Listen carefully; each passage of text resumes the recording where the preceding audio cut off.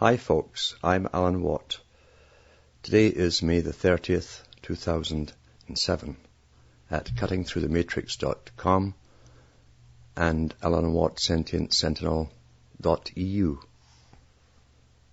I have talked before about the think tanks that plan the future. They market to the marketers the ideas that shape our minds towards a planned future. There are different think tanks to deal with different classes of people. There are different think tanks which deal with age groups. There are think tanks which deal with gender groups and subcultures. Everyone is marketed to, in turn, to ensure that the group that you believe you belong to, that which you identify with, will have a propaganda format which you will believe.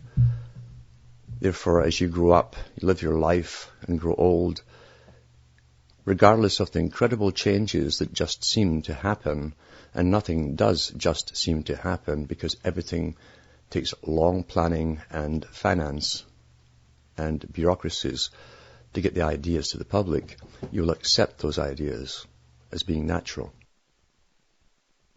People that suddenly have ideas sprung upon them and laws and regulations without the build-up and preparation of the mind for those laws to be accepted, the changes to be accepted, normally rebel against it. But if you've been propagandized gradually till it seems logical that what's been done is a logical step, then you passively accept it as being a natural occurrence in the great evolution, as they call it, of things. Think tanks are just like the CIA or MI6 or Mossad or any of the other intelligence agencies. They have a layered strata, a degreed system of need to know. Compartmentalization. Those who get up the ladder know what not to ask their superiors. They take it as a given that they will be told if they need to be told, and they don't ask questions. That's a prerequisite of the mentality necessary to work in these big organizations. At the top we have the foundations, the great foundations. In order for all of the think tanks to work in their own specialized area and yet mesh network with the other organizations, you have a pyramid structure where you had just a few and ultimately one big think tank at the top that passes the ideas on to the various organizations that specialize in parts of it. That's why everything comes together worldwide at the same time. When you see laws being passed, especially now with the environment and so on, they have the same agencies across the whole planet within governments, and they have NGO organizations, non-governmental organizations working in concert with it. And then you have the media who give out the same propaganda about the same topics across the planet at the same time. At the top, you'll have clubs like the Club of Rome, the foundations which were set up under their present guise in the 1950s. They plan the future. They simply met in Rome. They love different places to meet. Look at the organizations belonging to the United Nations and look at the big places where they meet. They're always the same places where they sign the big treaties, because there's an old history to all of this, an old history of empires and ancient empires and present empires.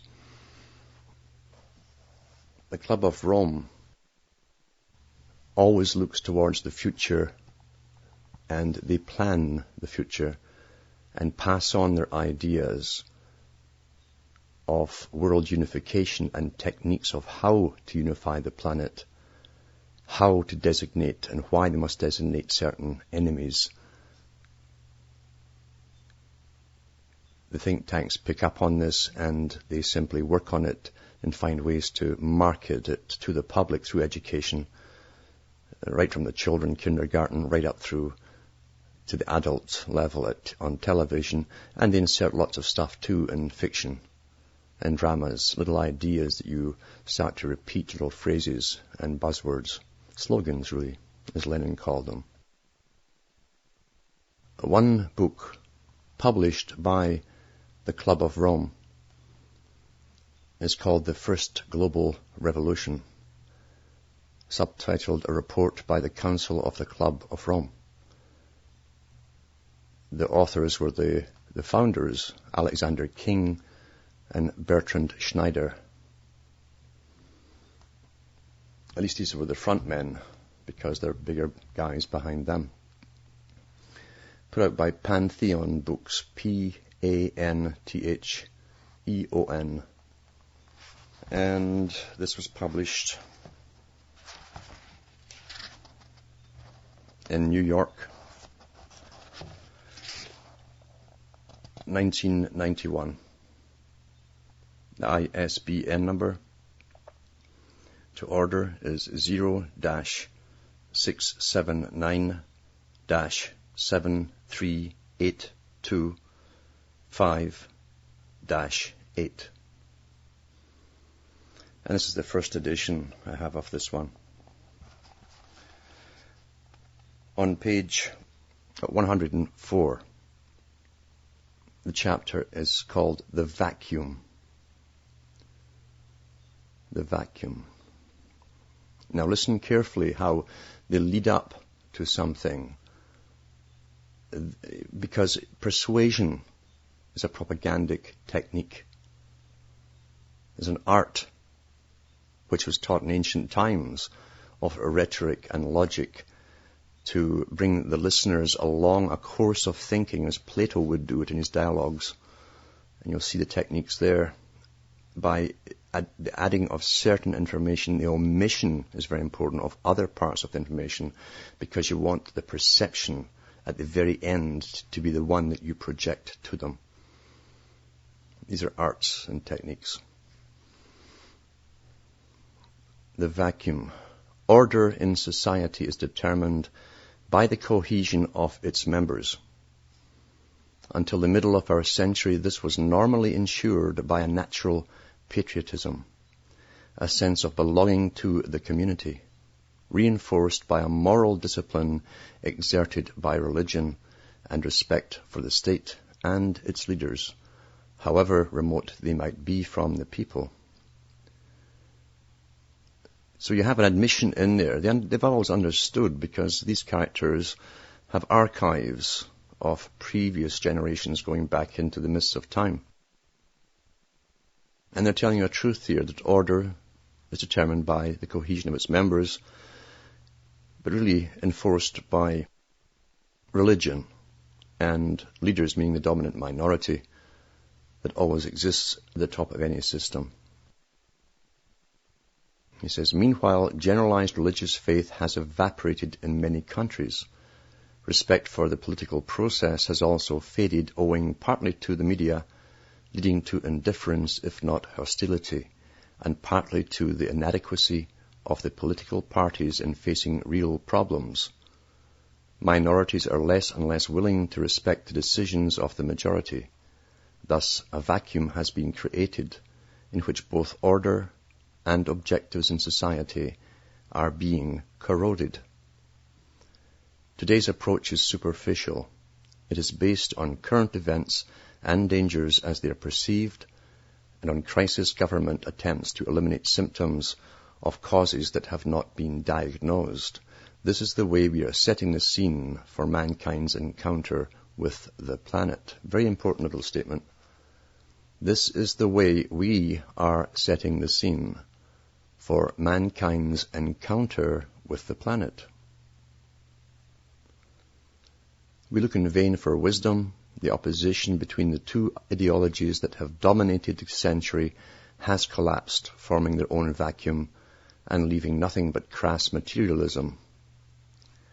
Nothing within the governmental system and its decision-making process seems capable of opposing or modifying these trends, which raise questions about our common future and indeed about the very survival of the race. Now, very important again, the race. You'll find in high Masonry and Theosophy, they talk about the race.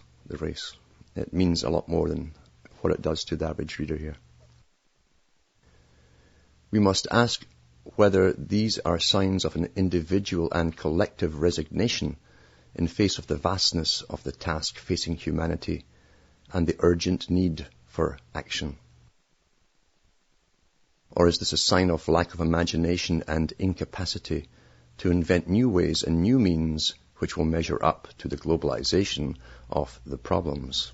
The task is indeed formidable, but if we show no sign of accepting its challenge, the people may well panic, lose faith in their leaders, give in to fear and offer support to those extremists who know well how to turn popular fear to their own advantage with incendiary, charismatic speeches.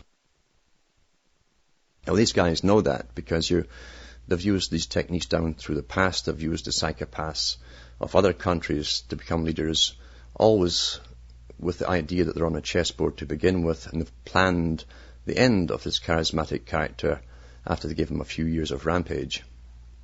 They understand it because those at the top are psychopaths themselves.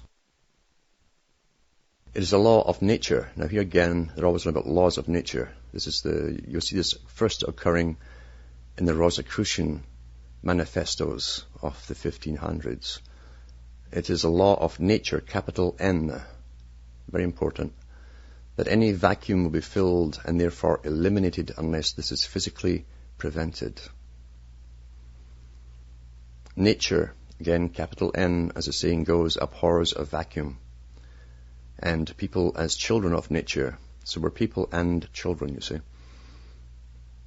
Whenever you accept that little statement that you're a child, we are the children of the world type of thing, you're actually putting yourself in an immature setting, a capacity, therefore you're being subordinate, and the experts then roll over your heads and you accept what they say. This is the psychological techniques we're reading here. How then is the vacuum to be eliminated? Like the black holes of space which suck in everything that approaches, the vacuum of society seems to attract the best and the worst at random. We can but hope that the semi-chaos which is now taking over will eventually provide the material for a self-organized system with new possibilities.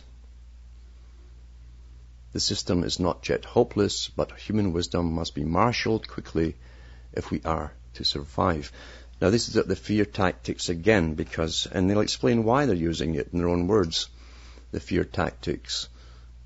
You must always create fear in the public to get them to go along with your agenda. That's how it works at the top. And yet remember, this think tank is a top think tank that comes up with these ideas and puts them out to the other lower think tanks. How simple things were when, with Brezhnev, a European leader, confided, half seriously and half ironically, the collapse of communism in the Eastern European countries and the Soviet Union constitutes a major and unsettling factor in this coming turn of the century. The new hands that are to be dealt in the card game of politics are unlikely to be assessed at their true value or their potential consequences evaluated until at least 2 or 3 decades have gone by. The implosion of the ideology that dominated the greater part of the 20th century was certainly spectacular, but was by no means the only one.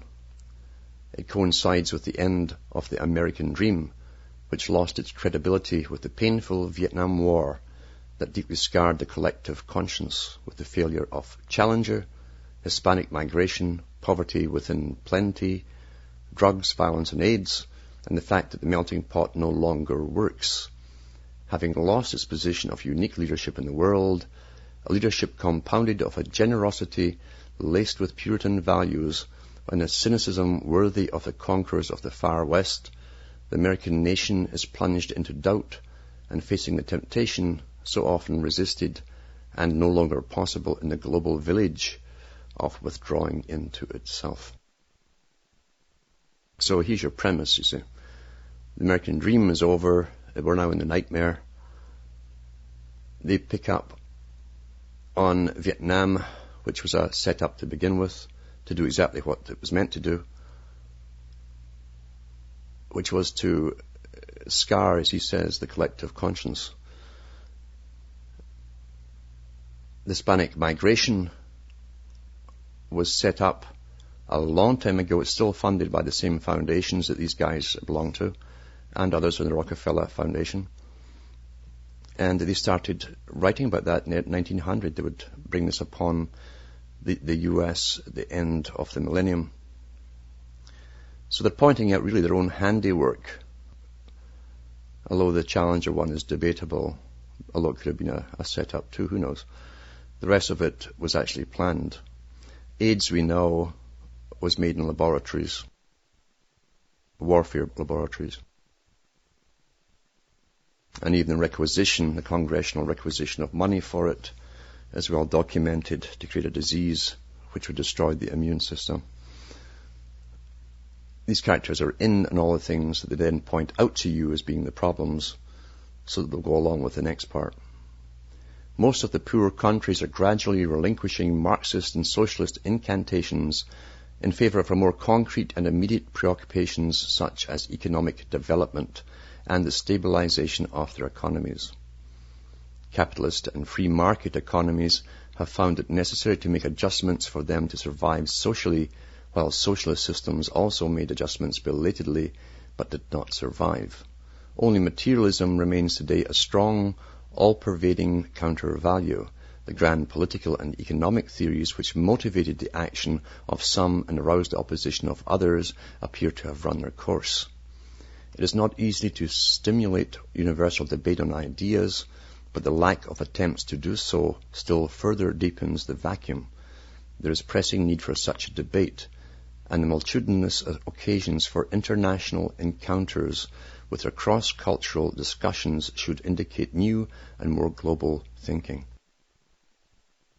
This period of absence of thought and of lack of a common vision, not of what the world of tomorrow will be, but of what we want it to be so that we can shape it, is one source of discouragement and even despair.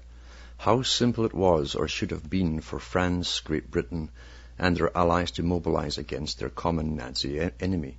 And was it not obvious during the period of the Cold War that the Western nations should accomplish a diplomatic, economic, and technological mobilization against the Soviet Union and the satellite countries?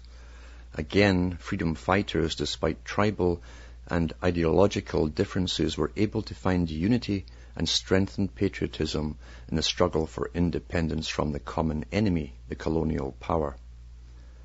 That's another joke. It would seem that men and women need a common motivation. Now listen carefully.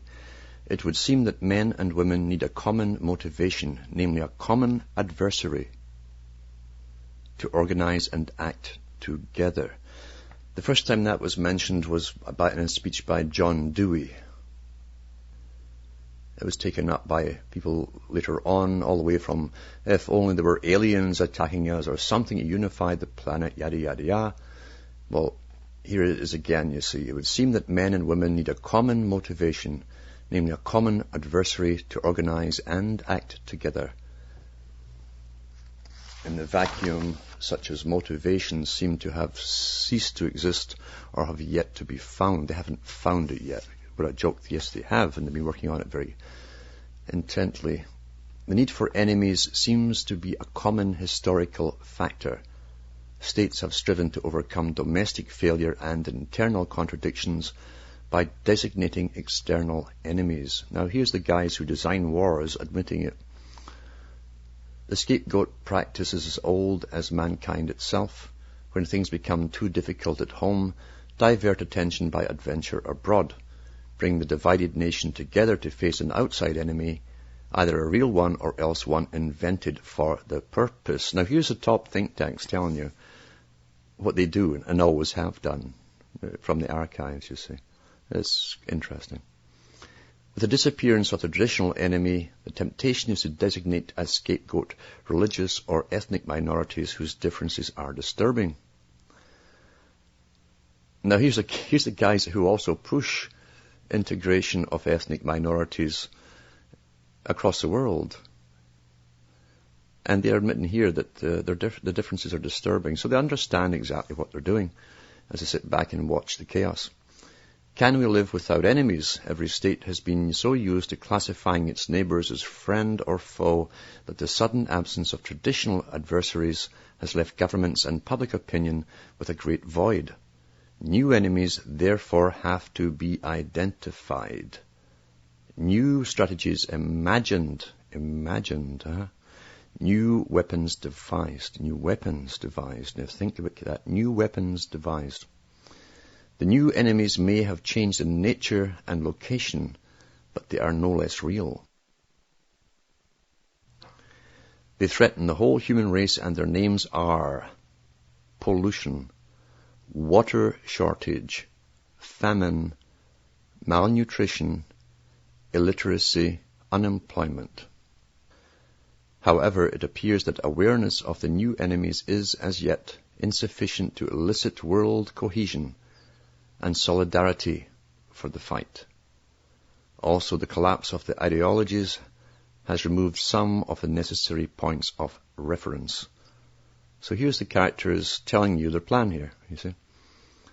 Two axes of reference have made possible political evolution that has shaken the world these last years and led to the downfall of many dictatorships. These are human rights and democracy. We shall analyze their strengths and limitations. The concept of human rights has been, during the past decade, a factor of mobilization that became effective through its dissemination by the media and by word of mouth in the countries where those rights were disregarded and denied. When freedom was widely enjoyed in other countries, how could the people be divided of it indefinitely? This is especially the case in countries such as Poland or Brazil, where the Catholic Church, an ardent protagonist and supporter of human rights, was strong. In some of the most totalitarian of countries, aspirations of freedom have been achieved as if the pressure of values has reached a yield point and the lid suddenly blew off the pot.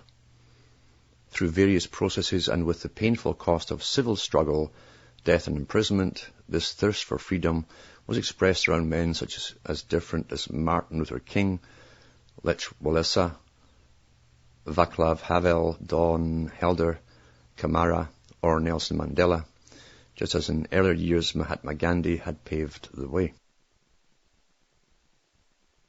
But freedom alone cannot reorganize a state, write a constitution, create a market and economic growth, rebuild industry and agriculture, or build a new social structure. It is a necessary and noble inspiration, but is far from being an operating manual for a new government. This is why the concept of human rights simply initiates but cannot implement the process of democratization. This is where the question must be raised: what democracy and for what purposes? The old democracies have functioned reasonably well over the last 200 years, but they appear now to be in a phase of complacent stagnation with little evidence of real leadership and innovation. It is to be hoped, with the newfound enthusiasm for democracy in the liberated countries today, that people will not reproduce slavish copies of existing models that are unable to meet contemporary needs. Then they go on about the limits of democracy. Democracy is not a panacea. It cannot organize everything, and it is unaware of its own limits. These facts must be faced squarely. They're all Masons, you see, so you face things squarely. Sacrilegious, although this may sound, as now practiced, democracy is no longer well suited for the tasks ahead. The complexity and the technical nature of many of today's problems do not always allow elected representatives to make competent decisions at the right time. Few politicians in office are sufficiently aware of the global nature of the problems in front of them and have little of any awareness of the interactions between the problems. Generally speaking, informed discussion on the main political, economic and social issues takes place on radio and television rather than in Parliament, to the detriment of the latter. Political party activities are so intensely focused on election deadlines and party rivalries that they end up weakening the democracy they're supposed to serve. Old idea, in fact this was all debated before they updated the democracies into its current state. Winston Churchill discussed this in the early 1900s with some friends, and a high-level bureaucrat wrote a book called The Whispering Gallery. Well worth reading when you read about the statements of what they then called democracy, how they saw it then from the elite's point of view. Democracy and the meaning of democracy keeps changing, and people don't realize that. You're born into your own time. You've been given a definition for your time, not realizing that it's constantly changing.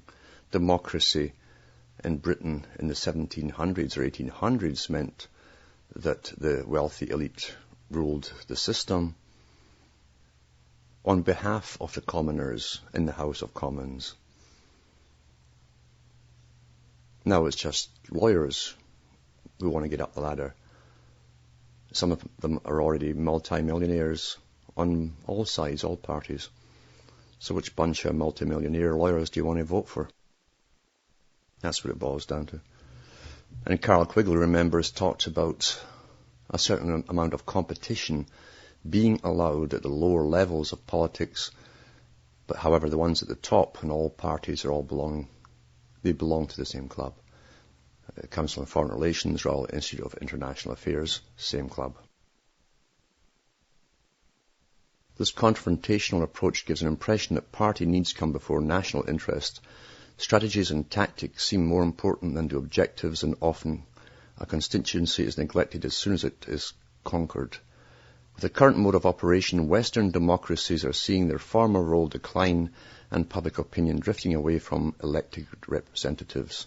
However, the crisis in the contemporary democratic system must not be allowed to serve as an excuse for rejecting democracy as such. In the countries now opening up to freedom, now see the words they're using, to freedom. Where have you heard this? This is before Bush gave his speeches on the new freedom and all this kind of stuff. This is all marketed from think tanks such as this down to all the rest, including advisors who then parroted off to presidents who parroted to us. Little slogans. Democracy is being introduced in a situation which demands of the citizens greatly changed attitudes and patterns of behavior. You better read that and understand that. Demands of the citizens greatly changed attitudes and patterns of behavior. The inevitable problems of phasing in democracy are difficult, but there is another, still more serious question. Democracy does not necessarily build the bridge, building bridges, because we're builders, between a colonial or neo-colonial economy or a centralized bureaucratic economy towards a market economy based on competition and producing growth. In a transitional situation such as the present, it means a time of changes, which because of sudden and unforeseen change, like sudden unforeseen change, as they push all this down our throats, has been neither planned nor prepared for, the necessary structures, attitudes, market relations and managerial styles simply do not exist.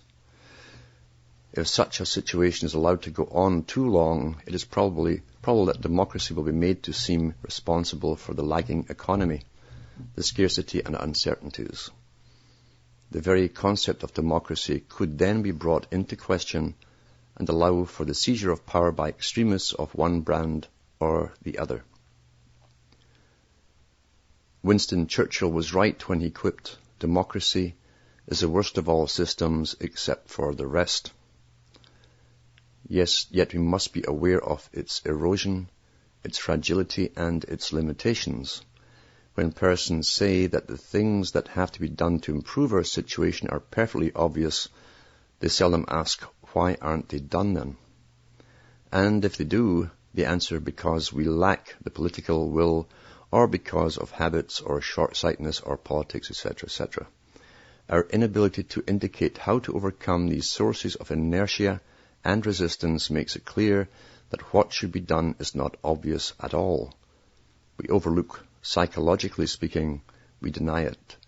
We deny our ignorance and instead say, all we lack is a political will. This is what they're trying to say, which is nonsense because the past was planned just as the future is planned by the same types of think tanks. The crucial need is to revitalize democracy and give it a breath of perspective that will enable it to cope with the evolving global situation. In other words, is this new world we find ourselves in governable? The answer is probably not with existing structures and attitudes. Have we gathered the necessary means and wisdom to make decisions on the scale of the world problematique, taking into account the exigencies of our time? There is an increasingly evident contradiction between the urgency of making some decisions and the democratic procedure founded on various dialogues such as parliamentary debate, public debate, and negotiations with trade unions or professional organizations. The obvious advantage of this procedure is its achievement of consensus. That's what they're after, consensus. Its disadvantage lies in the time it takes, especially at the international level. Now, here's the crux of the thing, is this guy is leading you up to a perception that you're supposed to glean from this or arrive at. And it was put forth by Maggie Thatcher in a speech she gave at Massey Hall, one of many speeches across the world, entitled The New World Order, when she discussed the war that would have to come on religion, especially fundamentalist orthodox religions. She mentioned too, at the time, that she and many other ex-prime ministers, presidents, and dictators, leaders of countries, never leave office. They belong to a higher organization that works behind the scenes, networks with each other, because democracy, you see, is too slow. The public show that we get is too slow. And that's really what they're pushing towards, the need for private organizations of experts, skilled people, to move quickly, more swiftly than democratic debates. And that's what we have today, in fact. We've had them for a long time, in reality. This book here partly is to get the public or the think tanks that will implement these ideas and market them to newspapers and journalists to then market it back to us. Is to get them to go along with this, to see the reasoning in it, the reasonableness in it, in fact. Time in these matters has acquired a deep ethical content. The costs of delay are monstrous in terms of human life and hardship, as well as the resources. The slowness of decision in a democratic system is particularly damaging at the international level. When dictators attack and international policing is required, delays of decisions can be fatal. In other words, sending armies is now policing, you see. It sounds better. The problem then is to invent instruments of governance, capable of mastering change without violence and of maintaining a quality of peace which encourages rather than inhibits a state of security, fairness and fulfilling growth for individuals and societies alike. Not only do we have to find better means of governance at national and international levels, but we have also determined the characteristics of a capacity to govern. Global governance in our vocabulary does not imply a global government. but rather the institutions of cooperation, coordination, and common action between durable sovereign states. Now, this is like a preamble in a sense, which is more important because you don't understand the preambles and the definitions of words which they give you. When they're using it in their context, it can mean something different to you. They're giving you the definition that they use at the United Nations here, because they run the United Nations. Global governance in our vocabulary does not imply a global government, but rather the institutions of cooperation, coordination, and common action between durable sovereign states. In other words, the system that has been set up and is to be the modus operandi of the future is your public-private corporation. And that really is what the UN, with all of its non-governmental organizations and think tanks and associated foundations, is. It's a form of collective expert government combined, you see. We already have it. It's in place and it's been here for a while. It goes on to state that people and nations are beginning to agree to take next steps together.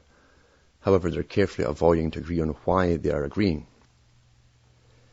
This seems to be happening by practical consensus procedures rather than by formal voting of instructed governmental representatives.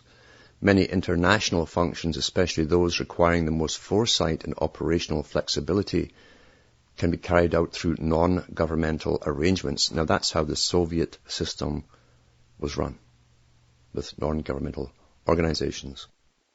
This is a new worldwide Soviet, as Gorbachev talked about in his last speech while he was in the Soviet Union as president. In many fields, governments have already come to realize that effective deployment of their most cherished right, their sovereignty, requires that it be pooled with the sovereignty of other nations in order to do things that none of them can do alone. In this sense, cooperation does not mean relinquishing sovereignty, but rather exerting it through joint action instead of losing it or just not using it. Whether on the international scale, at the national level, or that of the corporation, the problem of governance presents itself in new terms. The growing complexity of the world and of its problems makes it necessary to have a complete grasp on tremendous amounts of information before coming to a decision. This immediately calls to account the quality of information, for it is under constant danger of rapid obsolescence, possible inaccuracy, or outright propaganda. Well, they should know, eh? A second impediment to governance is caused by the increasing size and inertia of large bureaucracies that spread their tentacles around the centers of power and slow down or paralyze both decision-making and implementation. In other words, you see, the democracy they're talking about is too slow and cumbersome to do fast business-type like decisions, and that's what all this pooling of NGOs and foundations and will be able to do behind the scenes much more quickly. We'll pay through the nose for it, but it'll happen. Other crucial impediments consist of the lack of education for competent citizenship. We're talking about world citizenship. And inadequate intergenerational understanding. Well, they made sure of that since they separated the generations and have been for over 100 years. Yet another difficulty arises from the importance of economy within the administration and its sectoral structures. If the different power centers do not learn to cooperate and instead insist on acting in ignorance or in opposition to one another, the resulting administrative sluggishness can provoke delays that can lead to inefficiency, wrong decisions, and confrontation. So far, governance has operated by treating problems separately and in a vertical mode. Today, the interaction between problems is such that no single issue can even be approached, to say nothing of resolved, outside of the framework of the problematique. This in turn demands leaders of a new kind, capable of treating problems both horizontally and vertically. The compass and square. In the world that is emerging, decision-making can no longer be the monopoly of governments and their departments, working in, yes, a vacuum. There is need to bring many partners into the process, business and industry, research institutions, scientists, non-governmental organizations, and private organizations. Very democratic, isn't it? Very democratic. So that the widest available experience and skill is available. And of course, an enlightened public support. So all you have to do as a member of the public is support all these private organizations. An enlightened public support aware of the new needs and of the possible consequences would be essential. A dynamic world needs an effective nervous system at the grassroots level. We're all nervous right enough at the grassroots. We certainly are nervous. Not only to ensure the widest range of inputs, but to make possible the identification of all citizens with a common process of governance. We've all to get brainwashed into it as though it's normal. In the present vacuous situation, lack of identification of people with the processes of society is expressed as indifference, skepticism, or outright rejection of governments and political parties, seen as having little control over the problems of our times. These attitudes are indicated by a decreasing rate of participation in elections.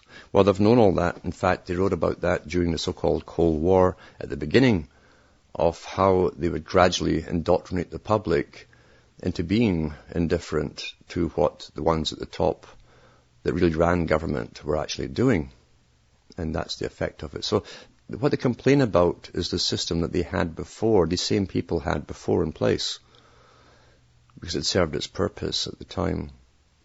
They then use its obsolescence to show you why they must go into the next phase that, again, keeps the same people and families in power. Now listen to this last part as they sum it up in this chapter. Now remember going back when they said that the great movements and great things that happened in society, in the world, where people worked together towards common causes. Mind you, they gave us the common causes to work for. They never turned out to be exactly what we thought they were. But those guys that planned it certainly understood it. So in other words, they can't get great things happening without either, as Gorbachev said, a religious movement or something really to believe in. It becomes a dogma.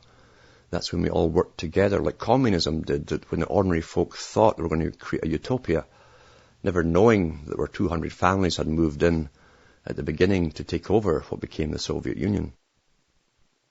And they still run Russia today. So here it is, summing it up.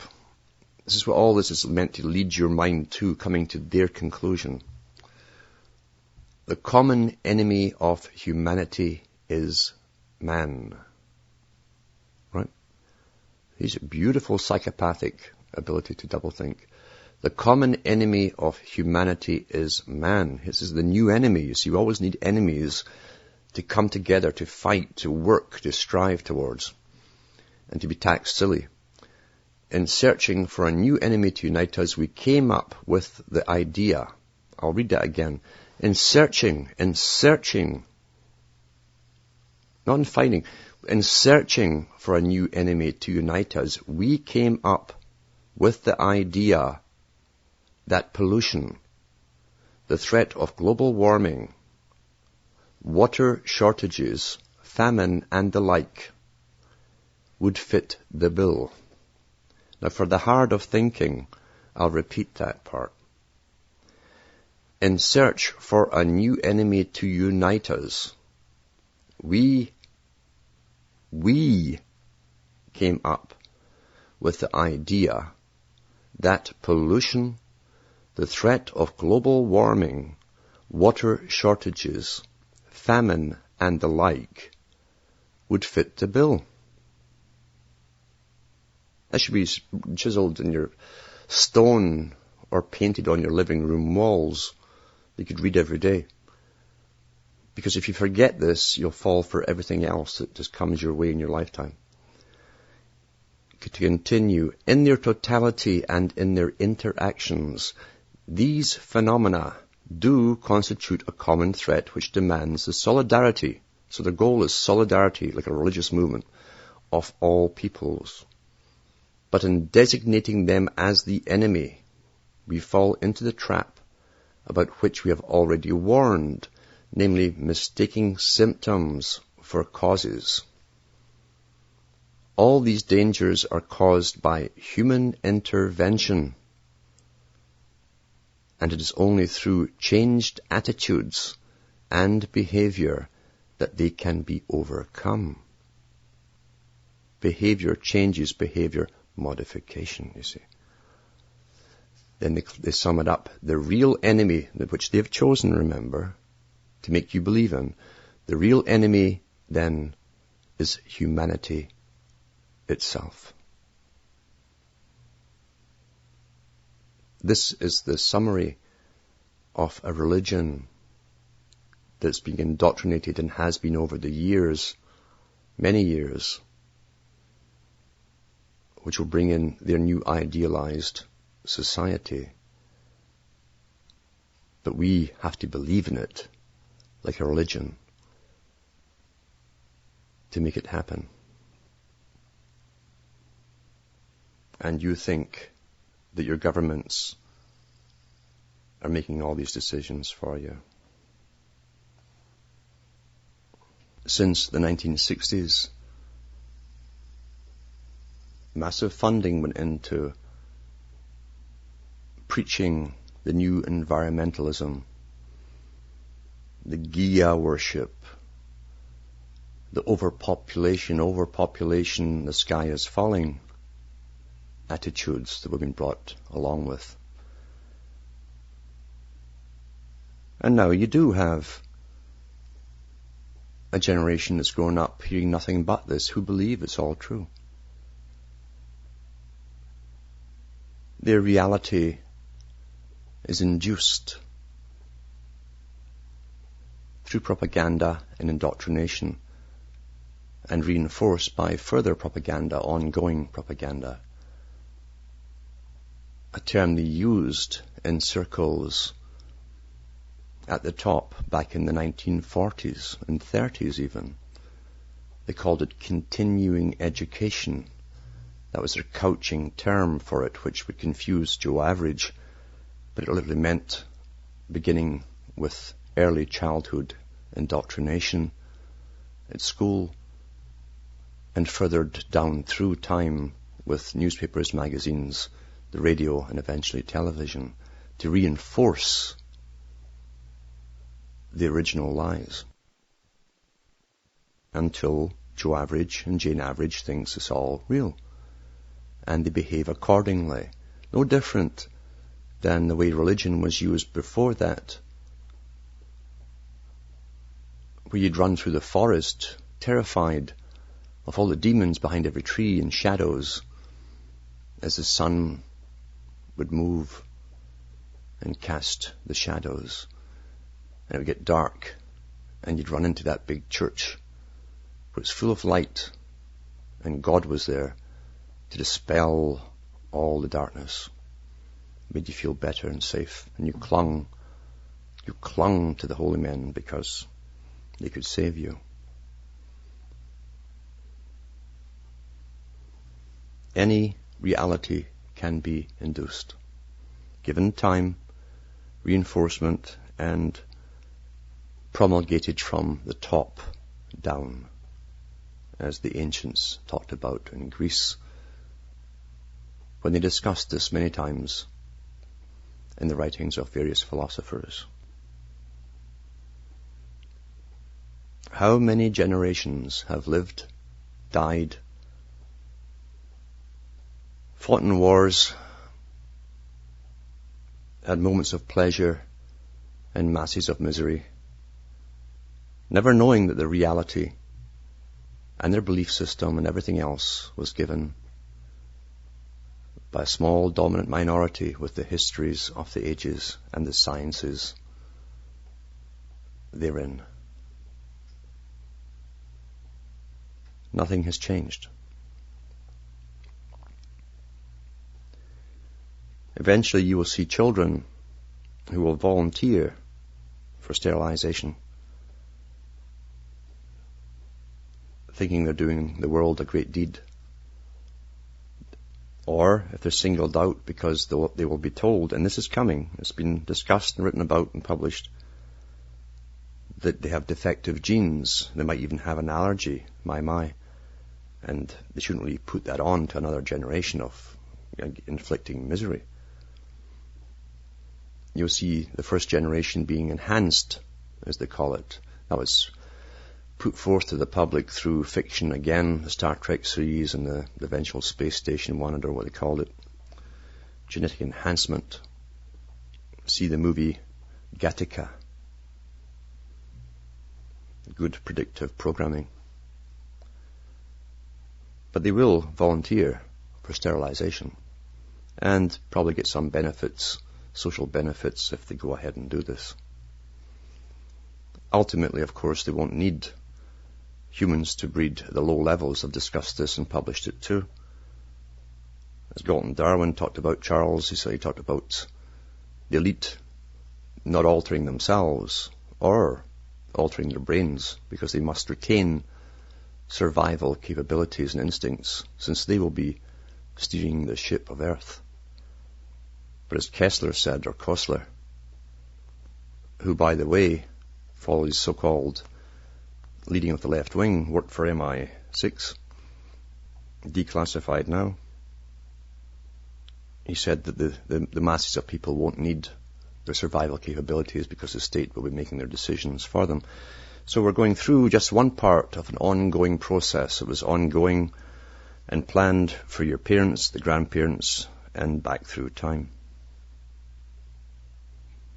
Masses of people have died, lived and died, never knowing reality. And that's what we're up against. Those who steal our ability to be sentient. They decide what we will be by giving us a scripted version of reality. And they often, in their arrogance, do come out with statements psychopathically, because they are psychopaths, you see. Psychopaths have tremendous ego. They'll love to say, well, we really told you, it's just that you didn't listen. And they do tell us. And they chuckle that we don't get it, because we cannot imagine people being so evil as to do what they do. That's why they get away with it. They're helped by myriads of bureaucrats who, once again, are conditioned in their little tunnel, and they can't think outside of it either.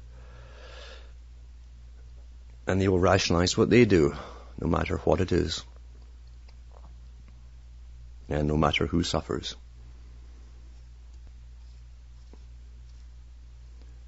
Get the book, read through it, and you certainly will learn by their own admissions that the reality you've had and the one they're going to give you was designed by them.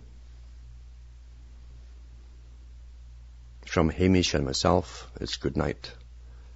And may your God or your gods go with you.